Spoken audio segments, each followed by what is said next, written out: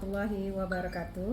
Baiklah, saya Desi Arisanti, yang mana pada hari ini saya merupakan CGP Angkatan 9 yang berasal dari SMP Negeri 14 Pekanbaru, yang mana hari ini saya tidak sendiri, tapi saya ditemani oleh teman sejawat saya, yaitu Ibu Novita Fitriani yang merupakan guru SMP muda di SMP Negeri 14 Pekanbaru. Baik Bu Novi, hari ini kita akan mencoba melakukan kegiatan supervisi, yang mana kegiatan supervisi ini merupakan kegiatan akademi sebagai bentuk bagian dari refleksi kemampuan diri saya nantinya maupun Ibu Novi kelak menjadi bahan untuk pengembangan kompetensi diri kami sebagai seorang guru. Baik Bu Novi, Assalamualaikum warahmatullahi wabarakatuh. Apa kabar Bu Novi? Alhamdulillah baik, Desi. Alhamdulillahirabbil alamin. Sehat ya Bu Novi? Alhamdulillah. Kalau begitu, baiklah Bu Novi. Sebelumnya bisakah Bu Novi kira-kira bisa memperkenalkan diri Bu Novi terlebih dahulu? Assalamualaikum warahmatullahi wabarakatuh. Perkenalkan, saya Novita Fitrianti. Saya adalah guru IPA di kelas 7 di SMP Negeri 14 Pekanbaru, yang mana nantinya kita akan melakukan supervisi rekan sejawat di kelas 72. Oke, terima kasih Bu Novi yang sudah memperkenalkan dirinya sebagai seorang guru SMP Negeri 14 Pekanbaru. Bagaimana perasaan Ibu Novi ketika dilakukan supervisi? Perasaan saya sangat senang ya Bu Desi, Iya. karena dengan adanya ini tentunya memberikan kesempatan bagi saya untuk refleksi kompetensi guru oleh rekan sejawat, sehingga saya bisa mengetahui hal-hal yang sudah baik saya lakukan dalam pembelajaran maupun hal-hal yang belum baik yang saya lakukan dalam pembelajaran, sehingga ini bisa saya jadikan untuk perbaikan pembelajaran saya ke depan. Luar biasa ya, untuk memperbaiki, tetap terus betul, memperbaiki ya Bu. Bu Novi merefleksi diri ya Bu Novi. Betul. Oke, saya akan ada pertanyaan nih Bu Novi. Apa yang ingin Ibu kembangkan dalam proses supervisi kali ini, baik dari murid maupun dari diri Ibu Novi sendiri? Kalau untuk murid, tentunya kita ingin mencapai tujuan pembelajaran pada hari itu ya Bu Desi ya. Karena kan implementasinya, apa yang kita lakukan dalam pembelajaran tentunya untuk mencapai tujuan pembelajaran, itu yang pertama. Yang kedua yang saya ingin kembangkan gitu, saya inginnya siswa saya di dalam kelas itu aktif ataupun konsentrasi dalam mengikuti pembelajaran, karena selama ini IPA itu bagi siswa kita itu adalah suatu pelajaran yang bisa dikatakan menakutkan. Kenapa? Karena tergolong ke dalam mata pelajaran yang tingkat kesulitannya itu tinggi gitu guys. Jadi saya inginnya siswa saya itu aktif dan konsentrasi di dalam kelas. Kalau untuk saya sendiri tentunya tadi sudah saya katakan melalui observasi rekan sejawat ini, saya berharap ini bisa menjadi refleksi diri bagi saya untuk meningkatkan kompetensi saya sebagai guru ke depan. Yes, luar biasa. Selain ya tujuan Bu Novi ingin melatih diri lagi ya Bu ya, untuk merefleksi dirinya, juga bagaimana Ibu mengajak anak-anak untuk berkonsentrasi, yang pada dasarnya kita tahu pelajaran IPA itu merupakan momok ya Bu, sehingga usaha Bu Novi nanti yang akan kita nilai bagaimana membuat anak fokus dan berkonsentrasi di dalam pembelajaran IPA tersebut.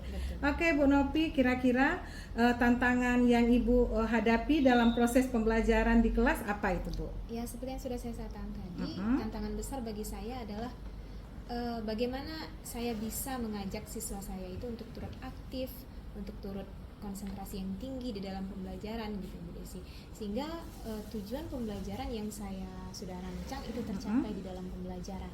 Ya, sama ya, pada dasarnya seorang guru tuh ingin tujuannya tercapai, sehingga bagaimana kita kembali lagi mengajak anak untuk prosesnya tuh berkonsentrasi dan fokus pada pembelajaran, walaupun kita tahu pelajaran kita ini termasuk yang berat ya Bu Novi, yang menakutkan, momok buat anak-anak. Oke Bu Novi, ada pertanyaan lagi nih Bu Novi. Kira-kira persiapan apa yang Ibu lakukan untuk supervisi kali ini? Kalau untuk persiapan tentunya kita menyiapkan materi terlebih dahulu ya Bu Desi, materi yang akan kita sampaikan kepada siswa kita nantinya di dalam kelas. Kemudian karena tadi tantangan saya adalah kurang aktifnya siswa ataupun kurang konsentrasinya siswa, maka saya menyiapkan strategi pembelajaran yang bisa meningkatkan keaktifan maupun konsentrasi siswa di dalam kelas. Iya. aktif, bagaimana menciptakan anak-anak itu aktif ya Ibu Novi. Memang luar biasa guru muda kita ini ya, Ibu Ipa kita ini di SMP Negeri 14 Pekanbaru ini. Baiklah Ibu Novi, terima kasih atas informasinya. Terus sebelum Ibu memulai supervisi, Ibu sudah menerangkan juga kepada saya bagaimana nanti trik-trik Ibu ke depannya dalam mensupervisi. Sekali lagi terima kasih banyak ya Bu Novi. Tetap semangat Bu Novi, good luck ya Bu Novi.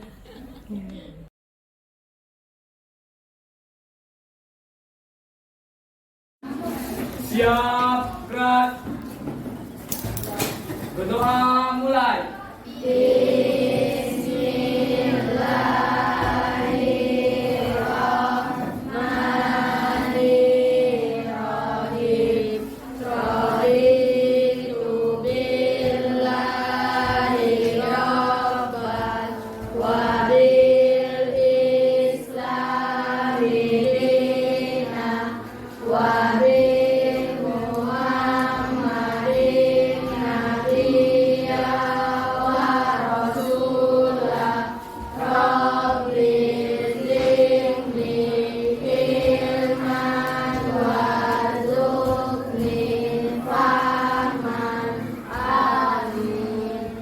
Beri salam.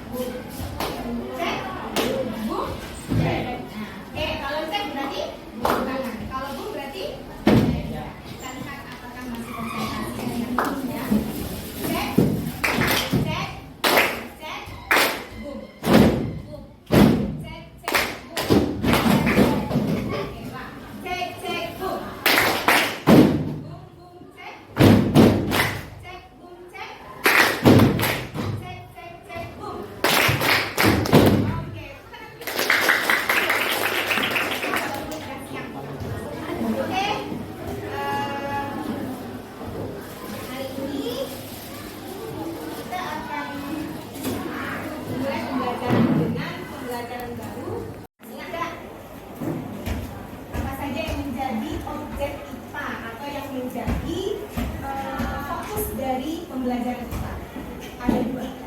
Ayo, ingat makhluk hidup sama benda pintar. Tangan kita ini benda mati atau disebut dengan komponen biotik yang hidup dan komponen abiotik yang mati. Ya, selanjutnya apa saja sih contoh makhluk hidup dan benda mati dalam kehidupan sehari-hari? Ayo, Nisa. Oke. Hewan, oke. Manusia, ya, tumbuhan. Oke, bentar, tangan Pak. Kalau untuk makhluk hidup kamu udah tahu ya. Kalau untuk benda mati, ada yang bisa?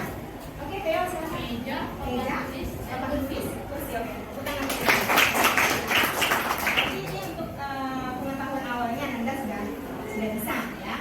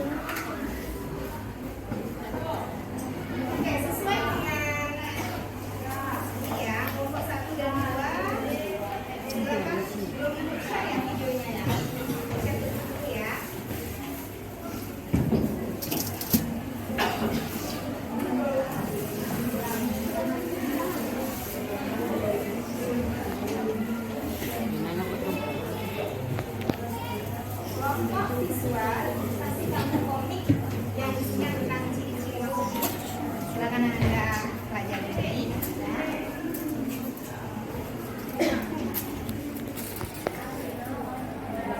Ya, kelompok kinestetik kasih kamu komik yang Ingatkan Desi nanti ya. nanti kamu Nah, Desi kan nanti ya. komiknya di susun.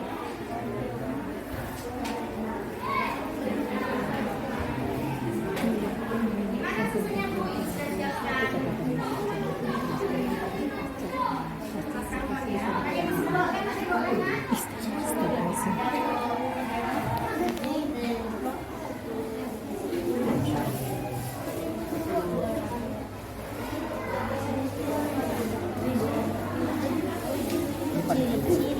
Nah, sebelumnya mari kita saksikan stimulus ini.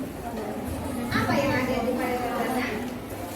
Orang lagi berjalan motor, orang mengendarai motor atau motor yang sedang berjalan. Dan itu ibu sediakan gambarnya pada LKPD kamu. Ya. Nah,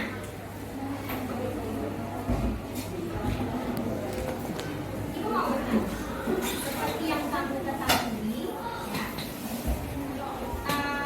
motor itu kan bergerak, ya, dan dia memerlukan bahan bakar untuk bergerak.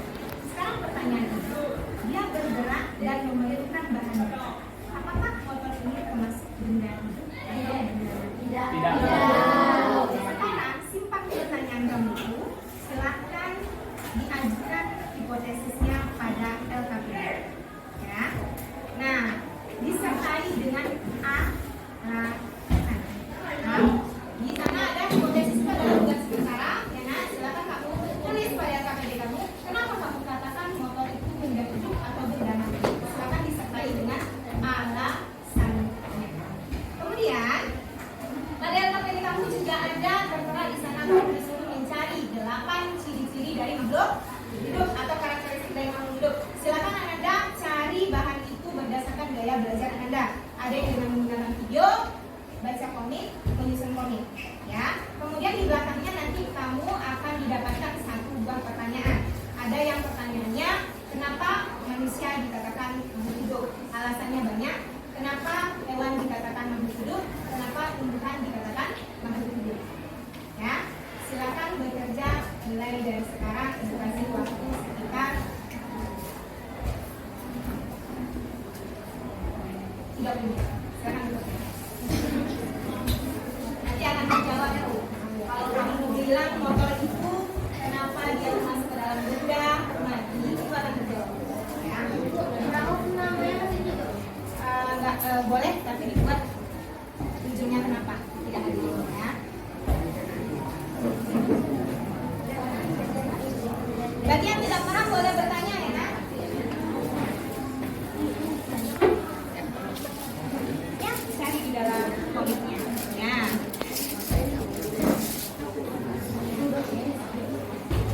Jadi kita mencari nih karakter atau ciri-ciri dari makhluk hidup itu apa saja yang membedakan dia dengan benda. Oke, silakan.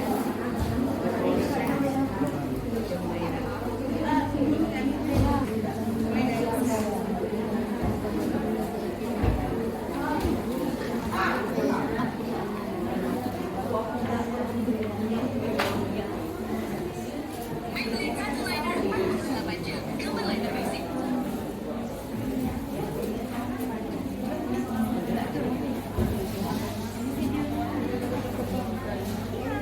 waktunya presentasi ya nak ya. Oke. Kita presentasi dulu. Kira-kira yang dapat masalah tentang Tuhan, siapa yang mau maju? Mana yang mau maju?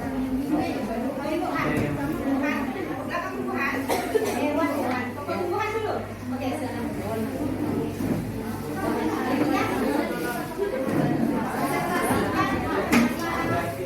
Apa yang kamu dapatkan dari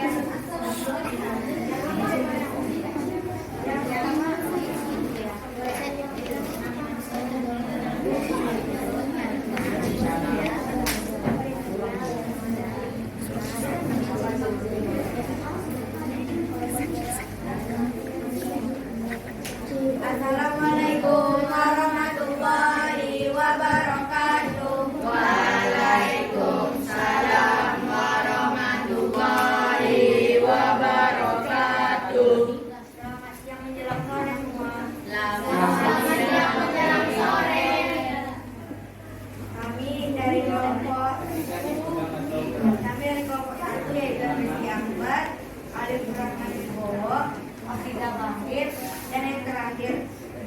negasi yaitu sakit.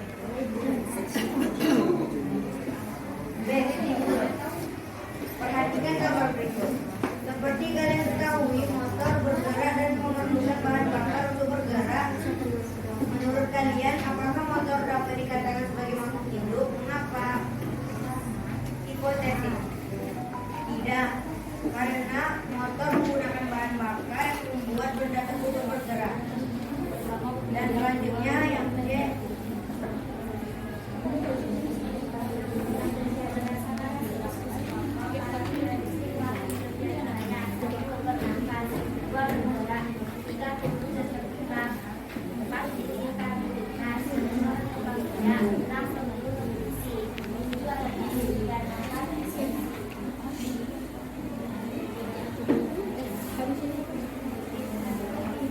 Dan yang selanjutnya, diskusikan bersama kelompokmu. Mengapa tumbuhan tergolong ke dalam kelompok makhluk hidup?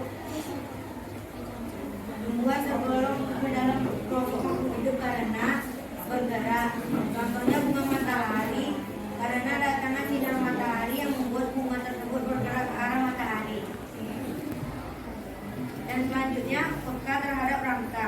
Contohnya daun putri malu yang mengantuk apabila disentuh.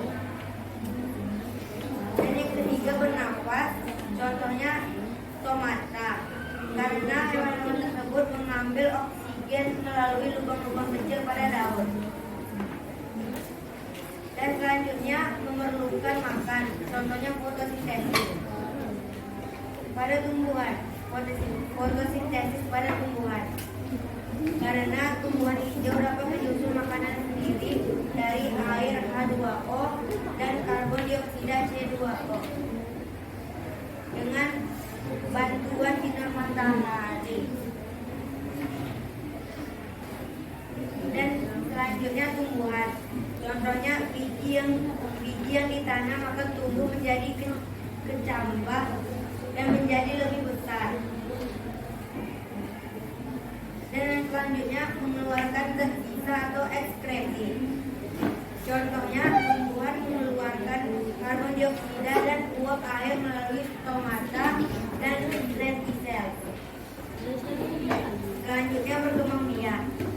Contohnya pohon kentang berkembang biak melalui umbi batang. Dan yang terakhir, bahan beradaptasi. Contohnya teratai yang memiliki daun yang lebar untuk mempercepat penguapan air di lingkungannya. Sekian dari kami, yaitu kelompok 1.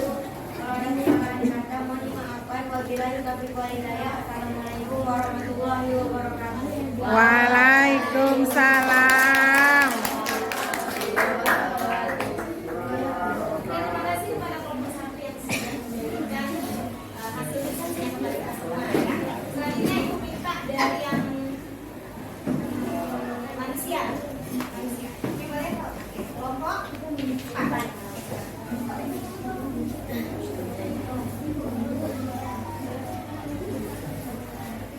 Assalamualaikum warahmatullahi wabarakatuh. Waalaikumsalam warahmatullahi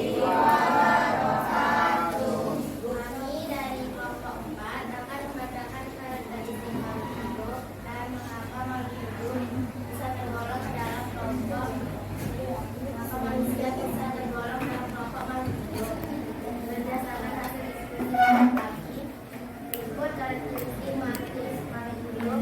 Di antaranya adalah yang pertama, bisa bernafas, kedua, berkembang biak, ketiga, bisa bergerak, keempat, bisa mobilitas, lima, membutuhkan makanan dan minuman, enam, pertumbuhan dan perkembangan, tujuh, beradaptasi, delapan, ekspresi. Selanjutnya, mengapa manusia tergolong ke dalam kelompok makhluk hidup? Manusia tergolong ke dalam kelompok makhluk hidup karena berkembang biak. Contohnya, manusia dapat melahirkan. Beradaptasi, contohnya di musim dingin manusia memakai pakaian tebal. Bergerak, contohnya manusia bisa berjalan, melompat dan berlari. Mobilitas, contohnya manusia di kehidupan kita akan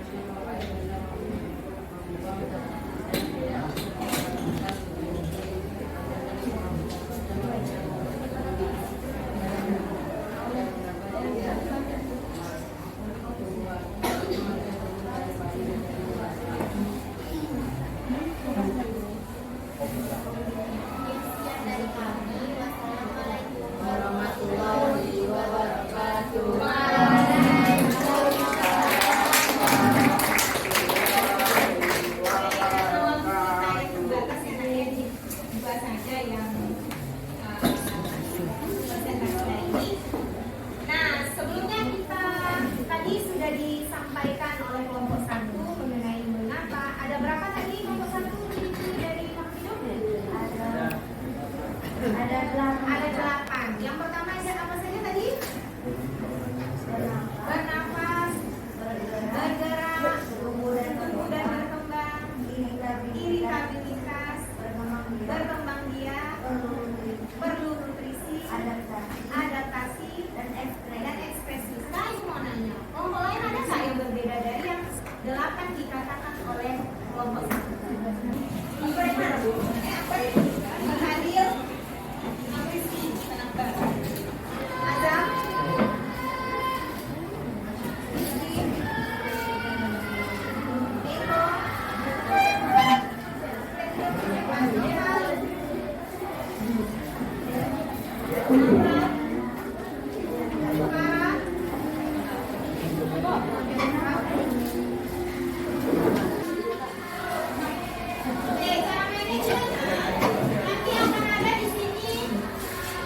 tampilan soal, ya. Nah, cara jawabnya nanti kalau dia kamu jawab A, ambil yang A di atas. Nah, kalau dia jawab D, ambil yang B, bukan aja ya. Kalau jawab C, berarti ini. Kalau jawab D, berarti kamu harus scan dulu ya. Ibu akan scan hasil jawaban kita semua.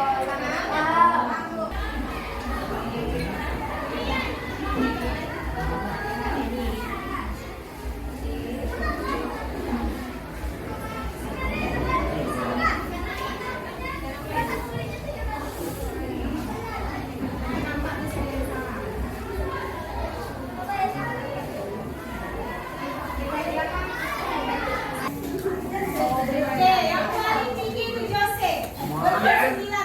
Yang kedua itu ada Gilang, ber-9 juga. Saya betul 8 dan 4 itu Indi betul 8. Tepuk tangan dulu untuk paling depan. Itu hasil dari diskusi kita hari ini, anak ya. Baiklah, Anda sebelum kita mengakhiri, aku mau nanya dulu, bagaimana pembelajaran kita hari ini? Bagaimana hasilnya? Kita buat lagi tesnya. Sudah paham dengan ciri-ciri makhluk hidup? Sudah tahu kan kenapa manusia, tumbuhan, hewan digolongkan makhluk hidup? Oke, alhamdulillah kita ucapkan karena kita sudah mengakhiri proses pembelajaran hari ini. Nah, informasikan untuk minggu depan kita belajar tentang klasifikasi makhluk hidup. Ya, silakan Anda pelajari di rumah sebagai bekal untuk pembelajaran. Oke, terima kasih atas perhatian Anda hari ini. Ucapkan terima kasih banyak karena sudah menonton videonya. Dan kita tutup dengan mengucapkan doa dulu ya. Putih. Beri salam. Waalaikumsalam warahmatullahi wabarakatuh. Selamat sore semuanya.